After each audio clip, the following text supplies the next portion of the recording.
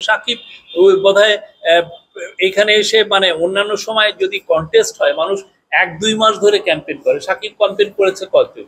2 দিন বা 3 দিন, এর বেশি তো না। কেন সে জানে সে তার হয়ে ইলেকশনটা কেউ জিতিয়ে দিবে, এটা তো সাকিব নিজেও জানতো। এখন এই যে প্লাস আরো তো আমরা অনেক কিছু শুনছি, সাকিব আল হাসানের মতো তো আরো কেউ তো তামিমও তো ভালো পারফর্ম ছিল, তামিম তো জয়েন করে নাই, করছে মুশফিকুর রহিম তো জয়েন করে নাই, অন্য কেউ তো জয়েন করে। আমার কাছে তো প্রেশার আসবেই, আমি যখন সেলিব্রিটি আমার কাছে সমস্ত পার্টি চাবে সে আমার দলে জয়েন করুক, তাহলে আমার মুখ উজ্জ্বল হয়।